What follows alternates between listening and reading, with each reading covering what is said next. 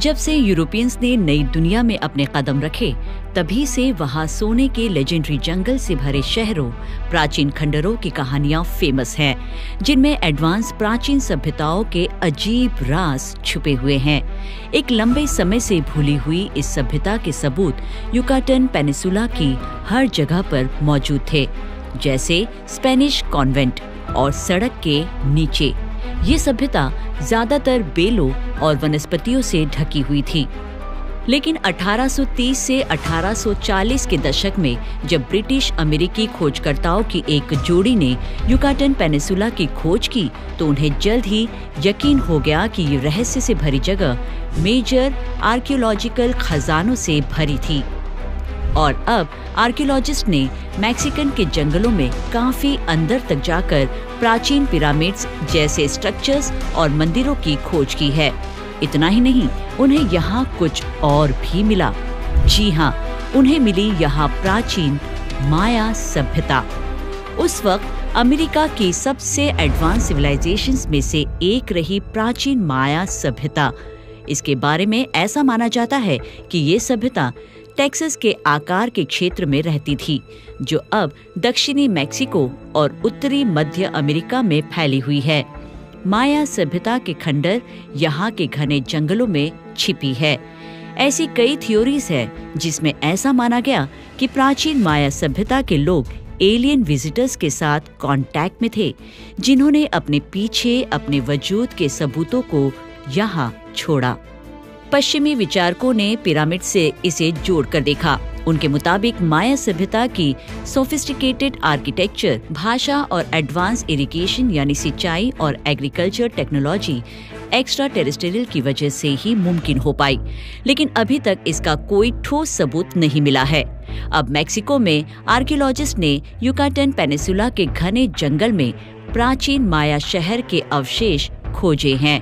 National institute of anthropology and history के archaeology council की एक टीम ने बताया कि देश के युकाटन पेनिसुला में बलामको इकोलॉजिकल रिजर्व के बड़े पैमाने पर अनछुए एक हिस्से की खोज करते वक्त उन्होंने इस शहर की खोज की, जिसका नाम उन्होंने ओकोमटुन रखा, जिसका युकाटेक माया भाषा में मतलब होता है स्टोन कॉलम।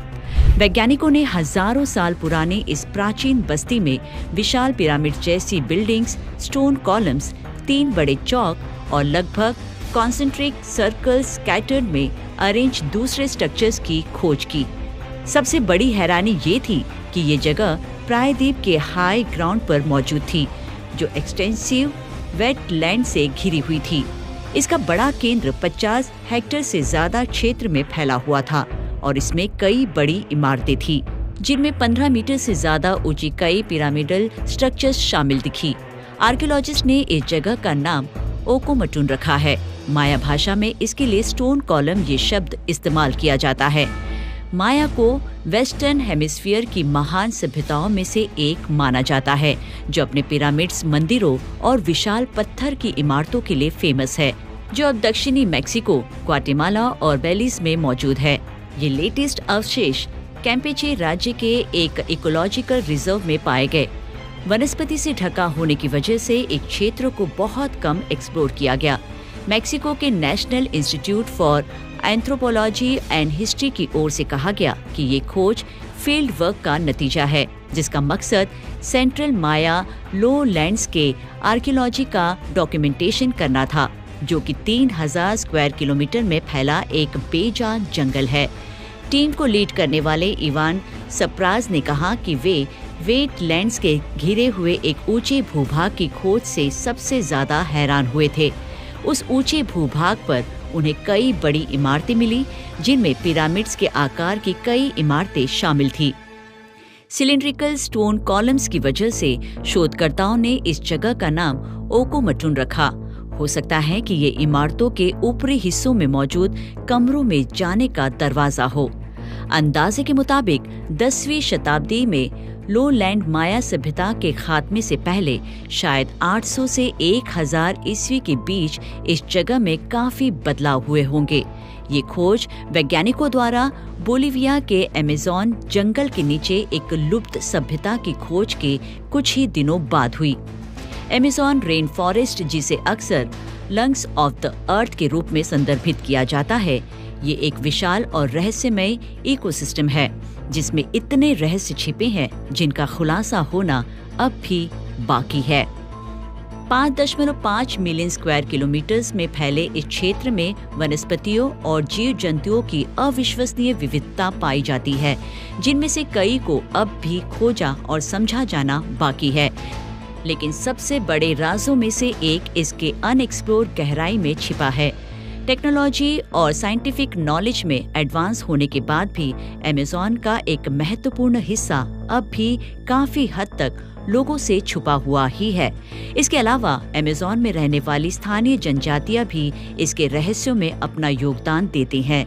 अनएक्सप्लोर्ड क्षेत्रों और छिपी हुई प्रजातियों से लेकर प्राचीन सभ्यताओं और मुमकिन मेडिकल चमत्कारों तक अमेज़न में ज्ञान और रहस्यों का खजाना छिपा है जो अपने खुलासे का इंतजार कर रहा है। लेकिन देखा जाए तो पशुपालकों को असल में इन सब से कोई फर्क नहीं पड़ता था। वे तो बस जानवरों को पालना और पैसे कमाना चाहते थे। इसी मकसद से उन्होंने शुरुआत भी की और जब लोगों ने खेती के लिए जंगलों को साफ करना शुरू किया तो उन्होंने एक सोफिस्टिकेटेड प्री कोलंबियन बिल्डिंग के अस्तित्व का पता लगाया, जिसमें सटीक जियोमेट्रिक प्लान के अर्थवर्क को तैयार किया गया था जो सीधे ऑर्थोगोनल सड़कों से जुड़ा हुआ था। जियोग्लिफ कल्चर 250 किलोमीटर से ज्यादा के क्षेत्र में फैली हुई है। साथ ही इसमें बाढ़ के मैदानों और ऊपरी भूमि दोनों का इस्तेमाल किया गया है, लेकिन अभी तक इसके सिर्फ एक अंश को ही एक्सप्लोर किया जा सका है। ये स्ट्रक्चर्स करीब 36 फीट चौड़ी और कई फीट गहरी खाइयों से बनी थी, जो 3 फीट ऊंचे किनारों से घिरी हुई थी।